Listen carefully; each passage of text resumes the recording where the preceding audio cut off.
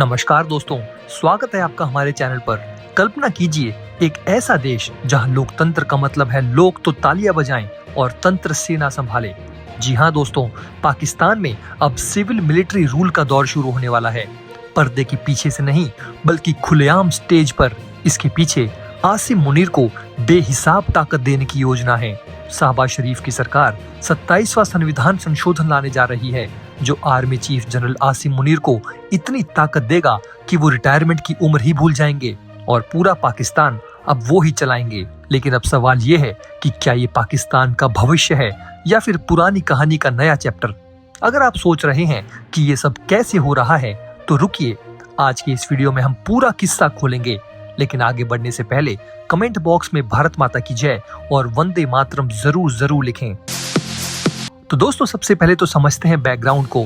पाकिस्तान की आजादी 1947 में हुई थी। पहले प्रधानमंत्री लियाकत अली खान को बस 2 साल लगे और फिर सेना ने एंट्री मारी। 1958 में पाकिस्तान में पहला मार्शल लॉ लगा। आयूब खान ने 1962 का नया संविधान बनाया लेकिन खुद को राष्ट्रपति बना दिया। 1969 से 1971 तक जिसने दुनिया को बांग्लादेश दिया। फिर 1977 में जुल्फिकार अली भुट्टो को हटाया गया। जनरल जिया उल हक ने कहा, भुट्टो साहब आपकी लोकप्रियता तो ठीक है लेकिन मेरी बंदूक ज्यादा तेज चलती है। जिया ने 1979 में भुट्टो को फांसी दी और 11 साल तक शासन किया। संविधान वो तो कागज का टुकड़ा बन गया। इसके बाद 1999 में नवाज शरीफ को हटाया गया। परवेज मुशर्रफ ने एंट्री मारी और 2008 तक राज किया।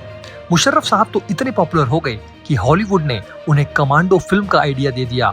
और अब 2022-23 इमरान खान को हटाया गया, शहबाज शरीफ आए। लेकिन सेना वो तो हमेशा बैकग्राउंड म्यूजिक की तरह बजती रही। पाकिस्तान में अब तक 4 बार मार्शल लॉ लग चुका है और हर बार सेना ने टेम्परेरी शासन का वादा किया। लेकिन टेम्परेरी तो बस चाय का स्वाद होता है, सेना का शासन तो परमानेंट साबित हुआ। तो दोस्तों, ये नया संशोधन कोई सरप्राइज नहीं है, ये तो पुरानी सीरीज का नया सीजन है। अब आते हैं मुख्य किरदार पर, यानी कि जनरल सैयद असीम मुनीर अहमद शाह। वो नवंबर 2022 में आर्मी चीफ बने और नवंबर 2024 में उनका टर्म खत्म होने वाला था। लेकिन रुकिए, पाकिस्तान की आर्मी चीफ की उम्र लिमिट 64 साल है और मुनीर साहब अभी 60 के आसपास के ही हैं। मुनीर साहब ISI इंटेलिजेंस एजेंसी के चीफ रह चुके हैं, वो जगह जहां सीक्रेट्स रखने का काम होता है। लेकिन पाकिस्तान में सीक्रेट्स तो ओपन सीक्रेट्स होते हैं। 2023 में इमरान खान ने मुनीर पर अमेरिकी साजिश का आरोप लगाया, जिसके बाद PTI पर क्रैकडाउन हुआ। जिसके बाद इमरान खान की पार्टी PTI पर क्रैकडाउन हुआ और इमरान खान को जेल में डाल दिया गया। अब जनरल मुनीर को रिटायरमेंट का डर सता रहा है। पाकिस्तान के इतिहास में आर्मी चीफ रिटायर होने के बाद क्या होते हैं?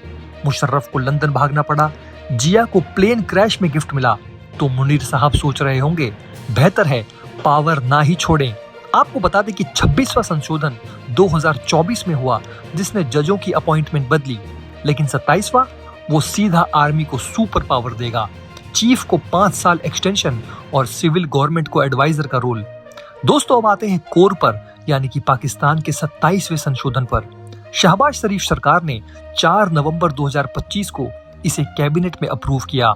ये बिल नेशनल असेंबली में पेश होगा, जहां PMLN और PPP की कोalition है, तो पास होना तय। लेकिन इससे क्या बदलेगा? पहला तो आर्मी चीफ का टर्म 3 से 5 साल का हो जाएगा और एक्सटेंशन का प्रावधान होगा। दूसरा, सिविल मिलिट्री हाइब्रिड सिस्टम, यानी प्राइम मिनिस्टर और army chief joint decision council बनाएंगे। ये 1973 संविधान के आर्टिकल 243A के तहत होगा, जो डिफेंस कमेटी को पावर देगा। यानी कि मतलब शरीफ साहब चाय सर्व करेंगे और जनरल मुनीर साहब ऑर्डर देंगे। तीसरा, इससे रिटायरमेंट एज बढ़कर 68 साल कर दी जाएगी। इससे मुनीर साहब 2030 तक चीफ रह सकेंगे। और चौथा, आर्मी को इकोनॉमी, फॉरेन पॉलिसी जैसे सेक्टर्स में डायरेक्ट रोल मिलेगा।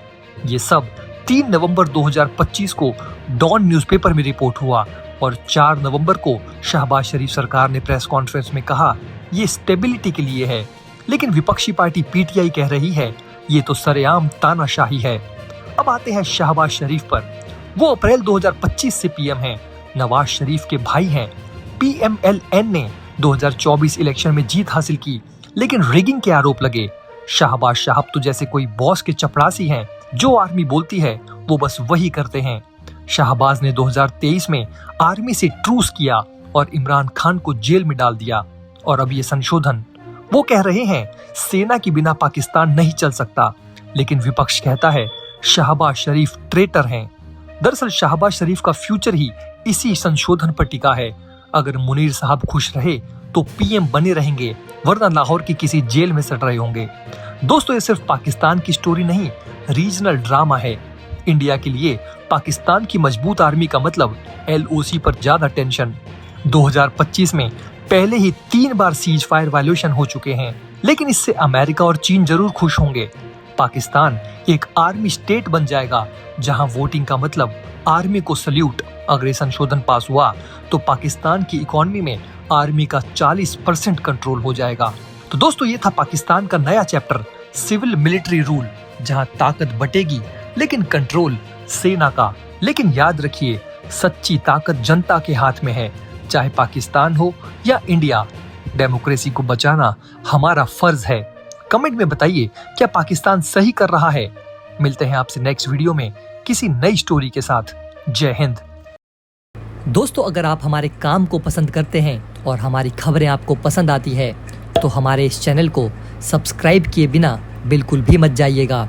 हमारे इस उभरते हुए चैनल को सपोर्ट कीजिए और आपका एक एक सब्सक्राइब हमारे लिए बहुत मायने रखता है।